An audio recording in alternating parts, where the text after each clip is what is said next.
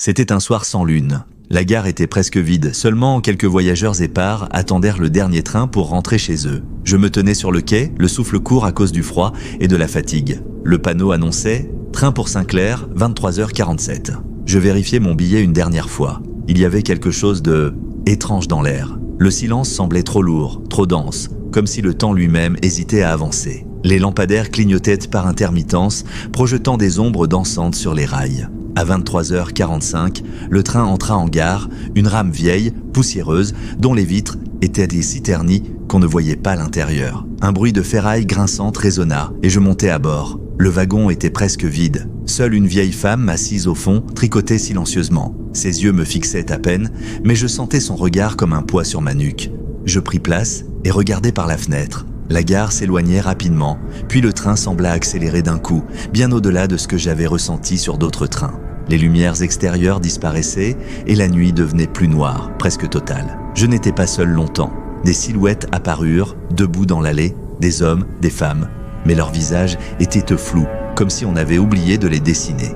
Aucun ne parlait, aucun ne respirait, et pourtant, ils se rapprochaient lentement. Mon cœur battait la chamade. J'essayais de me lever pour descendre, mais mes jambes refusaient d'obéir. Les passagers flous semblaient se glisser sur le sol, silencieux et inarrêtables. Puis une voix douce mais glaciale chuchota à mon oreille « Personne ne descend ici ». J'osais avancer vers l'avant du wagon. Le couloir semblait se prolonger à l'infini. Chaque porte que j'ouvrais menait à un compartiment identique. Même siège, même passagers flous, toujours plus nombreux. Dans l'un d'eux, un miroir était accroché au mur. Je m'y regardais, mon visage n'était plus exactement le mien. Mes yeux paraissaient ternis, mon reflet semblait plus vieux, et derrière moi dans le miroir, quelqu'un se tenait. Une silhouette noire, sans trait, qui imitait chacun de mes mouvements. Je courus vers la cabine du conducteur. La porte était fermée. À travers la vitre, je vis un homme assis, mais son visage était un vide noir. Il leva la main et un sifflement aigu emplit le wagon. Le train semblait changer de dimension. Les rails disparurent et je vis défiler un paysage impossible. Des villes en ruine, des forêts figées, des routes sans fin, et dans chaque fenêtre des silhouettes floues me regardant passer, murmurant mon nom. Une pensée traversa mon esprit. Je ne suis pas dans un train normal, je suis pris dans un voyage vers quelque chose d'autre. Je courus vers la cabine du conducteur, la porte était fermée. À travers la vitre, je vis un homme assis, mais son visage était un vide noir. Il leva la main et un sifflement aigu emplit le wagon. Le train semblait changer de dimension. Les rails disparurent et je vis défiler un paysage impossible. Des villes en ruine, des forêts figées, des routes sans fin. Et dans chaque fenêtre, des silhouettes floues me regardant passer, murmurant mon nom. Une pensée traversa mon esprit.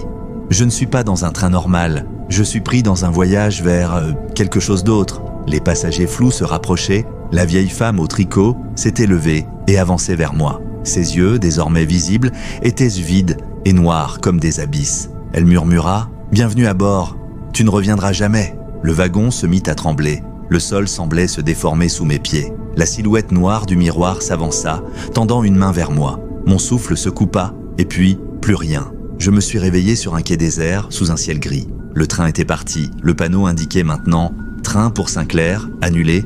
Autour de moi, plus personne, juste le silence et une sensation persistante, comme si quelque chose me suivait. Depuis ce soir-là, chaque fois que je passe devant une gare vide, j'entends un sifflement lointain, un train qui ne devrait pas exister. Et parfois, dans le reflet d'une vitre ou d'un miroir, je vois la silhouette noire me regarder.